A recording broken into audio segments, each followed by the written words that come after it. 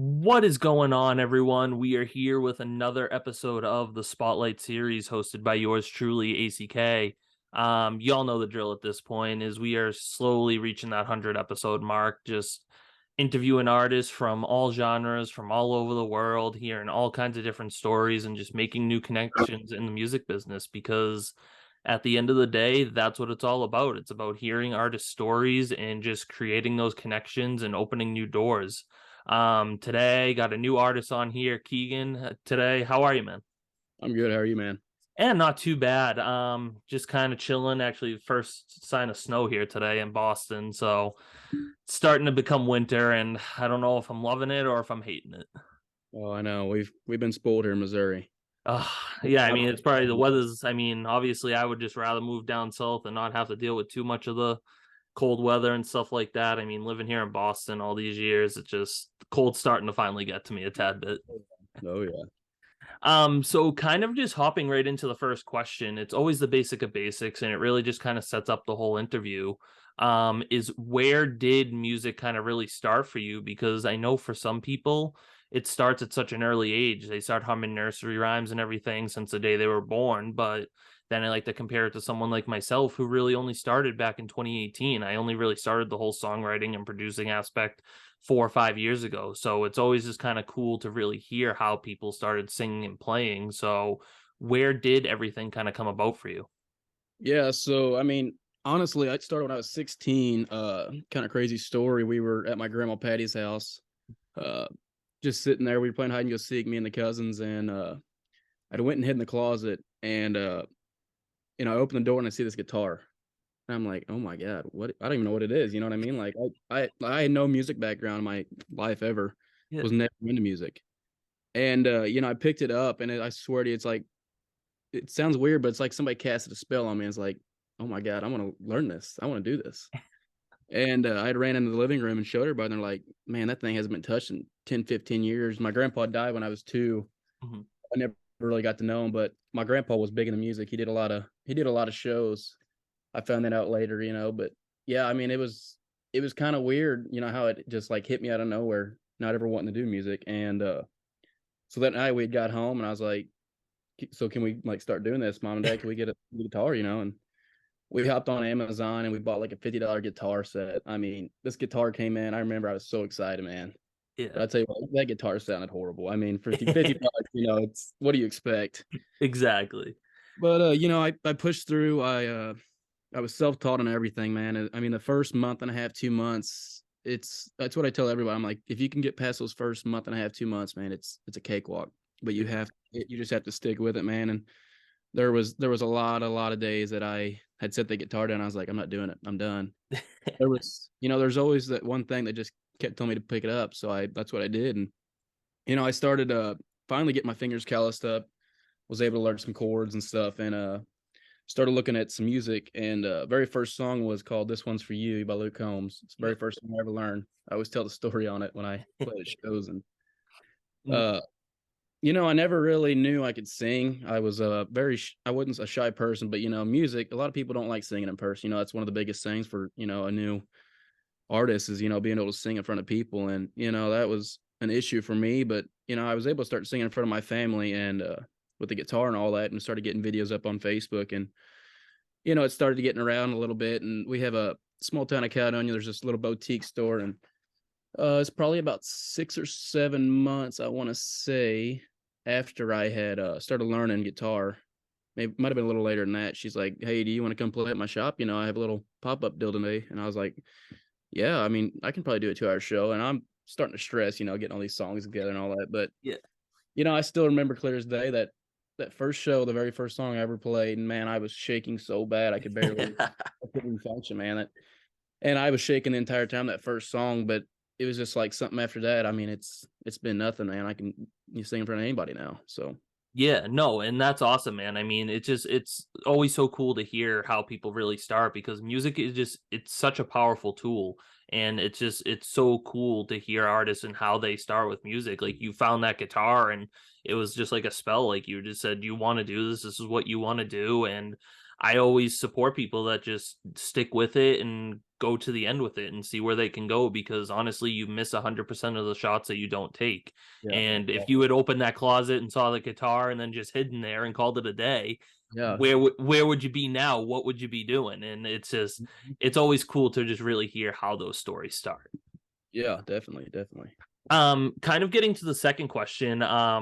Always it can go either way with the second question, honestly. We could be here for 3 hours talking about this one, or we could be here for 2 minutes talking about this one. And it's about inspirations, because there are so many talented artists out there, like superstars like Luke Combs, like you mentioned. I always love that 90s, early 2000s music too. Mhm. So Travis Tritt, George Strait, Garth Brooks, Tim McGraw, Kenny Chesney, just a bunch of them. And then people always know I'm a Chris Daughtry guy too.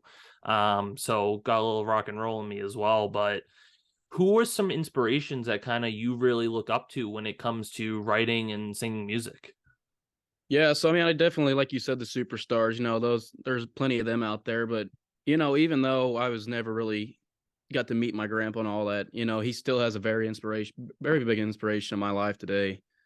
Even though he's not here, I mean, there's been so many things that has benefited me from him on this music stuff. The first single I wrote, that song is about him, and I'll tell you the story on that here in a little bit, but like, I mean, he's always going to be some part of my music. I had this one show, somebody that was in his class was at this campground I was playing at, and they were not even close to the show, and they heard me sing, and they came up after the show. They're like, you won't believe this, but I thought that was your grandpa up there singing. I was like, man, and that really, that hit me. That hit Yeah, me hard. But one of my top guys right now is probably Zach Bryan. A guy that's in the military. It comes from nothing. exactly. Starts posting videos and gets out there, and I mean, Zach Bryan is one of those guys that can just write about anything. He could write about a pencil, you know what I mean, and make a song sound good. I mean, he is just, I don't know how he does it, but man, he's got a gift. Yeah. And then like guys like Tyler Childers and Chris Stapleton, are some other favorites. I like the older guys too, but my type of music I like to sing is kind of the sad, slower stuff. I love my upbeat too, but for my voice, I feel like I found my voice in that type of music, the raspy, slow stuff and all that. No, exactly. And I mean, especially like Zach Bryan and Tyler Childers and all of them, like I can just really hear that in your vocals when I was listening to some of your covers and stuff on TikTok and stuff like that. And you really fit into that scene, and that's who you are. And it's really cool about like your grandfather and stuff like that, because that's exactly how I came up. And a lot of people know that. That's how I wrote my first ever song, was when my grandfather passed away in 2018, unexpectedly. And that's how I wrote my first ever song. And when you write songs, it's that storytelling aspect. That's what really draws me into an artist. If they can sit there and write a song that tells a story from front to finish, then at the end of the day, I feel like that's what a successful songwriter is. And that's kind of lead into this next question here is, what is your creative process like? Because I always have to quote Garrett Walker, who was on the show a while back, and he said the songwriting process is like a puzzle. Whether you have that 50-piece puzzle, 100-piece puzzle, you have all these pieces scattered around on the table, and you're trying to figure out, how the hell do these pieces fit together? Where Exactly. does Yeah. anything go? And slowly you start putting them together, you figure out what goes where, and by the end, you have this full song, you have this full thing, and be like, hey, look what I just did, look what I created. So, obviously you probably know, as a songwriter, and any artist that listens to this podcast knows, as a songwriter, there is no rhyme or reason to it, because if there was a book on how to do this, or if there was a way to setly do it, then everyone could do it. But it's a lot harder than people think it is. So at the end of the day, what is your creative process like when it comes to making music? Yeah, so I mean, like, there was one day I was in the gym, I was watching a podcast on some, I can't remember exactly what country singer it was, just kind of talk about their process and the writing deal. And one thing that's stick with me as a songwriter and all that, is there's never a bad idea in a song. I mean, there's always, if you always have that thing on your mind, to jot it down. So I mean, I have, probably 30, 40 song ideas in my notes, and then I got a big old song book that I've started probably 25, 30 songs, just because there's always that one idea, and if you don't write it down, you'll never have that idea. So that's just something I've always did something with. And for me, is always having that catching title, a title that's going to bring somebody in to listen to your song, catchphrase. This first song that I wrote, is kind of a crazy story. It was during COVID year 2020, and I woke up that morning. I was like, I want to write a song, and I was sitting there with a pen and paper, just blank. I had this chord progression already. I've been messing with. I was like, I just got to find the song for it, man. And I had prayed to God. I was like, God, just put one word in my head. That's all I need, one word. Yeah. And Grandpa was the first thing that came to mind. And I mean, stuff was just coming to my mind, and I was just writing stuff down as quick as it was popping up. And I looked down in 30 minutes, and I had a song. And I went up and sang to my mom and dad, and it's pretty special because my grandpa was just telling you about that was a day he actually died on. So I was like, wow, what a coincidence, man. Yeah. That's awesome. But I mean, yeah, I just try to, have a good title, but I want the song to tell the story of what I'm trying to get out, so Exactly. other people can listen and understand the story. Yeah, no, and I mean, that's exactly what it's all about. It's about that story. If you can sit there and close your eyes and picture that whole song as you're listening to it, just like I said, it's almost kind of like reading a book too. If you can sit there and read it from start to finish, then at the end of the day, that's what a great songwriter is. And I mean, it's really cool the passion that you have for music, and just your style is super super cool, and I can't wait to get to the end of the show so we can hear some live music from you. But it's crazy because like your first song that you have out and everything is just it's such a fantastic song, and just how everything kind of came about for you is really cool, man. I appreciate it. Appreciate it, Of man. No, of course. So kind of getting to the fourth question, which is always the hardest question that I have on this show, and artists usually hate it, and that's why I say thank God I'm the one asking the questions and not answering them.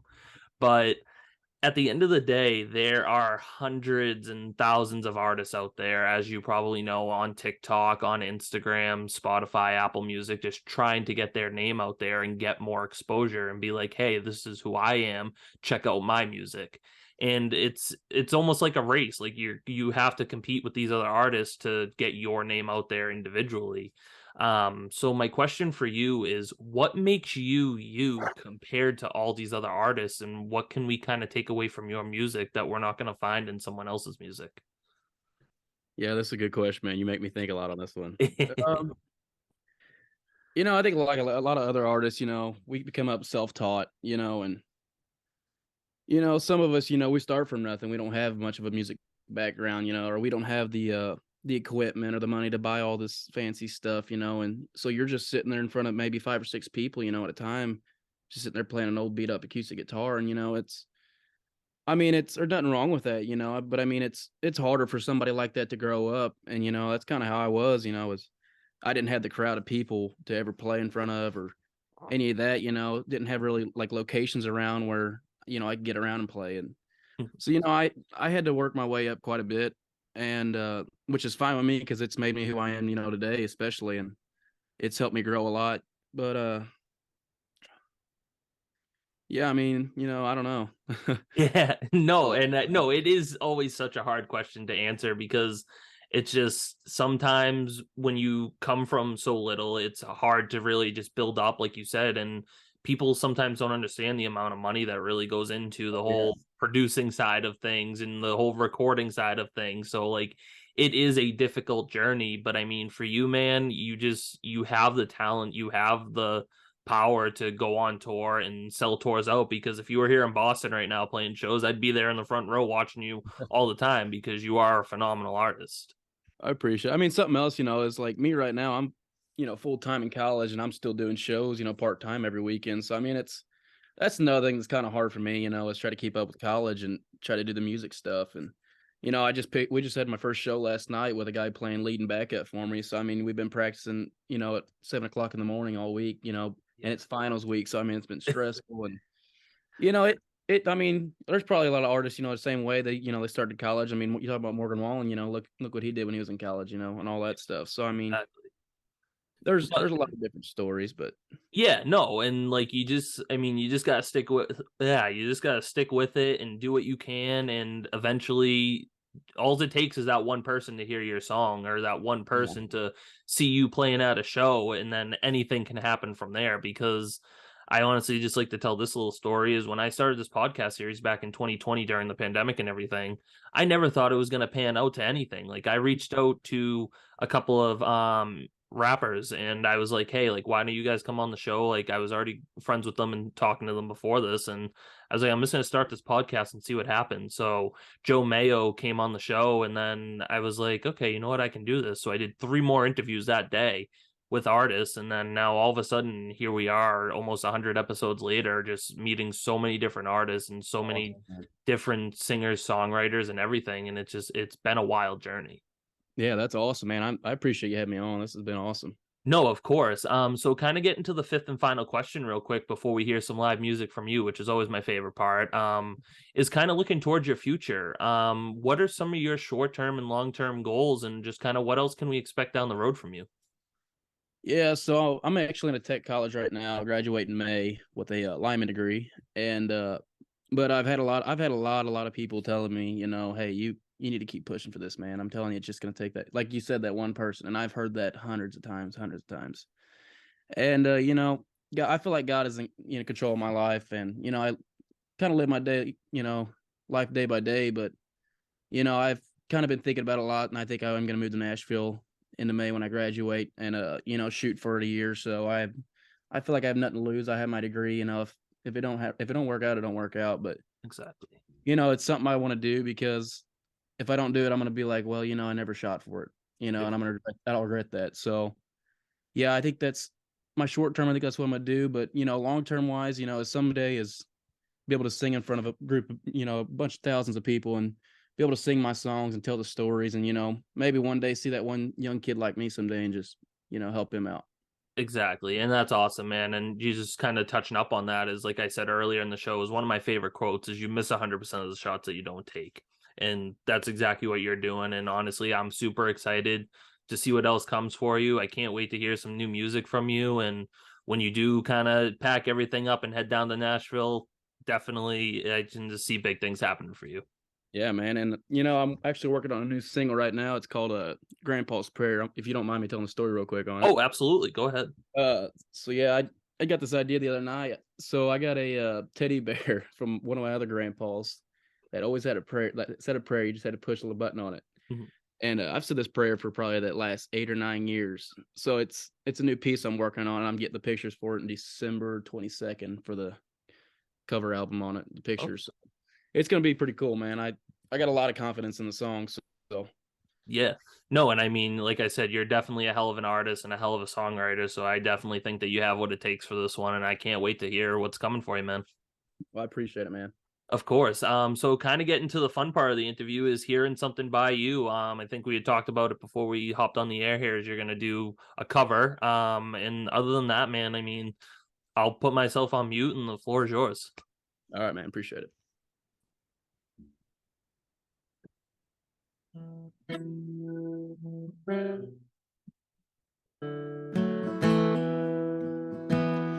Daddy worked like a mule mining back county gold. He screwed up his back, couldn't work anymore. He said, one of these days you'll get out of these bills.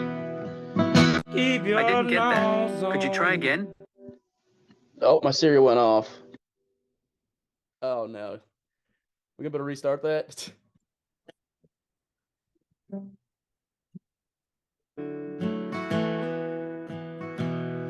Daddy worked like a mule mining back county gold. He screwed up his back, couldn't work anymore. He said, one of these days you'll get out of these hills. Keep your nose on the grindstone and out of the bills. See the ways of this world just bring you to tears.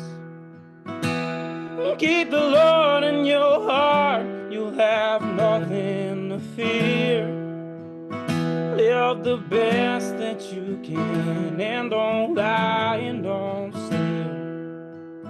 Keep your nose on the grindstone and out of the bills. Oh, Daddy, I've been trying, I just can't catch a break. This too in this world can't seem to shake. But I remember your words, Lord, they bring me to chills.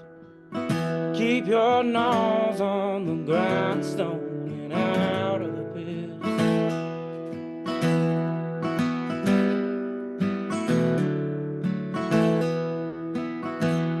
Keep in mind that a man's just as good as his word.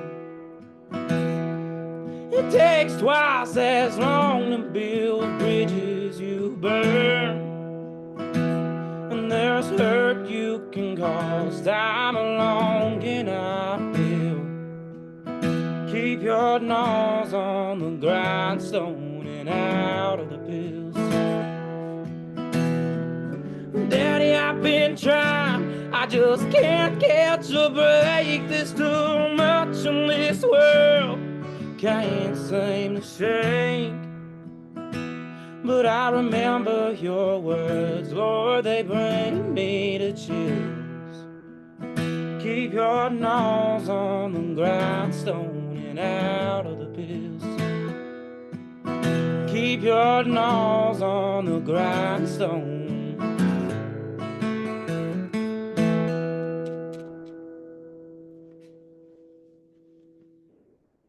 I mean, man, like it's just I usually don't get the chills often, but I got the chills. Like it's just I just you're just such an amazing artist, man. Like you're just that rasp that you have in your tone and everything like that. It's such a powerful thing, and you are just killing it, man.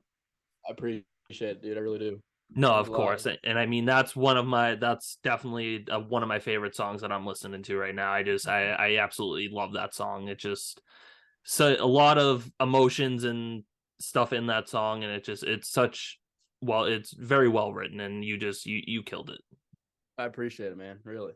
No, of course. So that kind of concludes another episode. But kind of before I do my little outro here, is where can we go find you on social media so people can kind of go check out some of your stuff? Yeah, so I just started a TikTok, Keegan Boyer, K.Boyer04. You can find me there. I got an Instagram, K.Boyer04 there too, also. And you can find my song "See You Again" right now on Spotify, Apple Music, Pandora, any of that, YouTube. And I got a Facebook too that I do a lot of my business through. Keegan Boyer Music on Facebook, so you can find me in those spots. Perfect. Again, Keegan, thank you so much just for taking time out of your day to sit here and talk about your story through music, play a little tune for us, and just being on the show today.